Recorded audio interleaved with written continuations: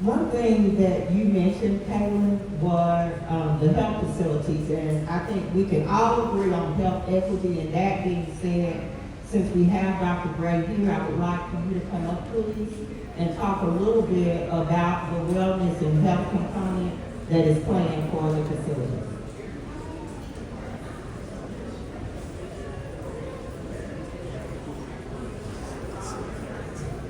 So good afternoon to everyone. I'll introduce myself, Keith Gray, President, CEO of the University of Tennessee Medical Center. And I'm Cynthia Finch. I am the Executive Director of New Directions Healthcare Solutions and also serve as the President of the Burlington Business District Association. So we'll be brief. I asked Cynthia to come up with me. We've been working and strategizing to really address the health inequities, as was just spoken of, not just in East Knoxville, but in all the disparate zip codes and census tracts in our community. We know where they are, and we've got a strategic plan to address all those in a strategic fashion.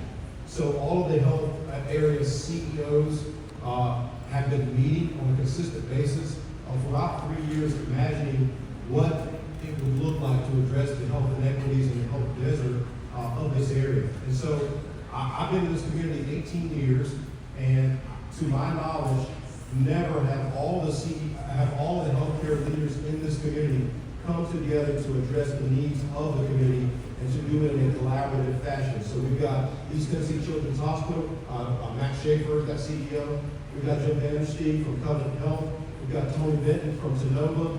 We've got Dr. Corinne Contry from River Valley. We've got Cynthia Finch, and we've got myself. We've been meeting on a consistent basis to really, one, understand the needs of the community, and number two, start to provide that access. Right, just in a nutshell, at a very high level, what the community needs, one is access. Number two is trust.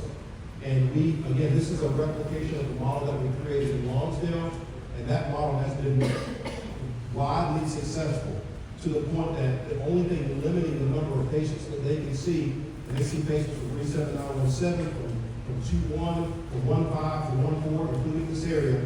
The only thing limiting is the amount of capacity that they have. They have 4 exam rooms, and they see behavioral health, so primary care, behavioral health.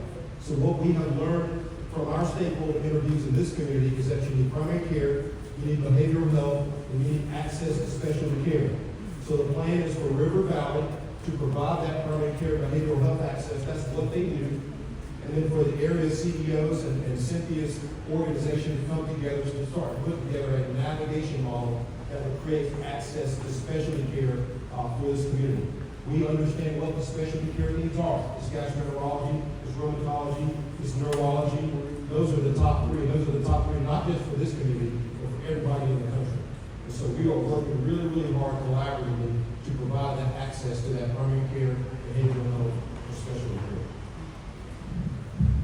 And I might just say in regards to specialty care, one of the things that I kept hearing from the CEOs and others that are in the healthcare system is that they would call a specialist, like a cardiologist, and they would get a need for a patient to be referred to a specialist. But the referral and the appointment might be 2 months from now. Between that 2 months, they get lost. So what I'm excited about is pulling together a team of people, not only just New Directions, but others, that will help identify these individuals. Once they're referred to specialty care, we will track them.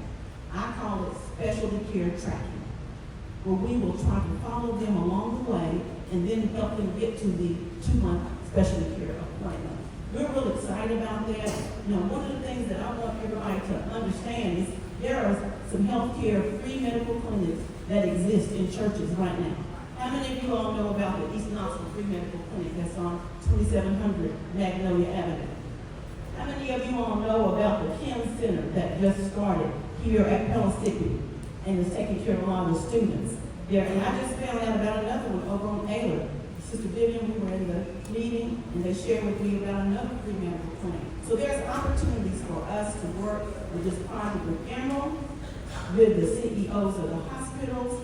We're really excited because we truly do have a health desert, and we need some support, and I'm excited. I'm excited about that part. So thank you for the opportunity to share.